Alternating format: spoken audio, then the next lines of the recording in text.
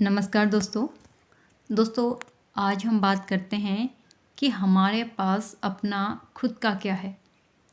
हमारे पास अपनी ऐसी कौन सी शक्ति है जिस पर हम गर्व कर सकते हैं और ये कह सकते हैं कि ये शक्ति सदैव हमारे पास बने रहेगी। दोस्तों, हम सभी के पास कुछ ना कुछ पावर अवश्य रहती है और इसके विभिन्न रूप हैं, जैसे धन की शक्ति है, रिश्तों की शक्ति है, ज्ञान की शक्ति है, आचरण की शक्ति है, प्रेम की शक्ति है इत्यादि। ये सभी शक्ति के स्वरूप है और ये निश्चित रूप से हमें कुछ ना कुछ अवश्य प्रदान करते हैं और इन शक्तियों से, इन स्वरूपों से हमें कुछ ना कुछ लाभ अवश्य होता है। पर ये लाभ हमें कितने समय तक मिलता रहेगा और इसका हमारे साथ कितने समय तक बना रहेगा, इसके बारे में हमें किसी भी प्रकार का कोई ज्ञान नहीं है।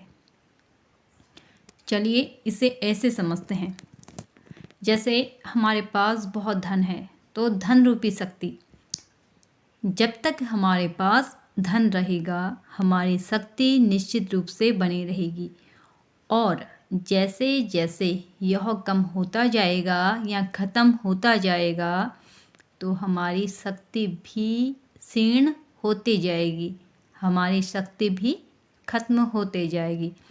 तब इस शक्ति का हमारे लिए कोई भी महत्व नहीं रहेगा।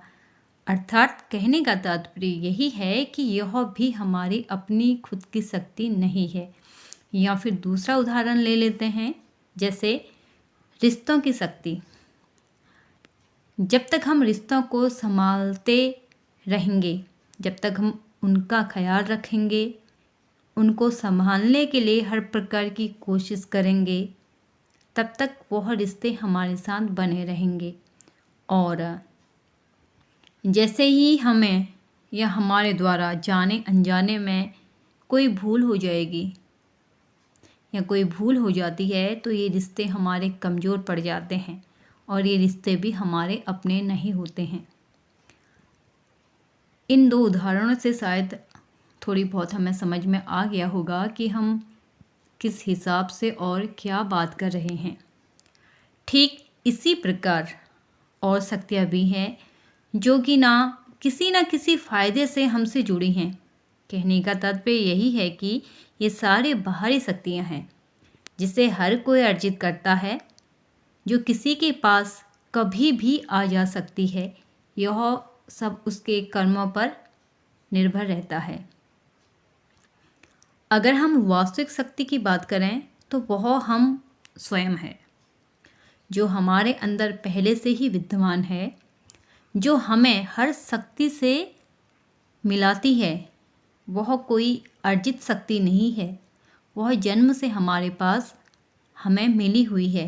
पर हम सब बाहरी शक्तियों में इतने उलझ गए हैं, इतने खो गए हैं कि हम अपनी भीतरी शक्ति तक पहुंच ही नहीं पाते हैं, या फिर ये कहें कि हमें अभी भी उनका कोई ज्ञान नहीं है।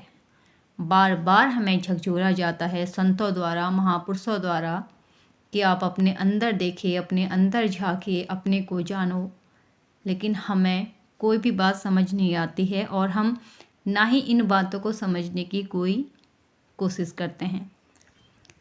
सबसे बड़ी शक्ति हमारे अंदर है, जो हर बात को जान सकती है, किस कार्य को किस दिशा में करना है, बाहरी जगत में हमारे लिए क्या ज़रूरी है, ये सब हमें भीतर से ही स्वतः ही प्राप्त हो जाती है।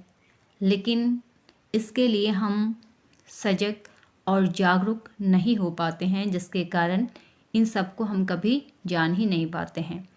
ये सब जानने के लिए हमें सबसे पहले सजग और जागरूक होना पड़ेगा। हर चीज़ हमारे भीतर मौजूद है। जितना सर्च और जितना खोज हम दूसरों के बारे में करते हैं, दूसरों को जानने के बारे में, अगर खुद के बारे में करने लगे तो हम अपनी शक्ति का पता या फिर अपनी शक्ति का ज्ञान अवश्य प्राप्त कर लेंगे। तब हमें किसी के पीछे पीछे जाने की ज़रूरत नहीं होगी। हम वही चीज़ एक्सेप्ट करेंगे जो हमारे लिए आवश्यक हो और हम उसी चीज़ के लिए झुकेंगे, उसी चीज़ को स्वीकार करेंगे जिसके लिए हम तैयार होंगे।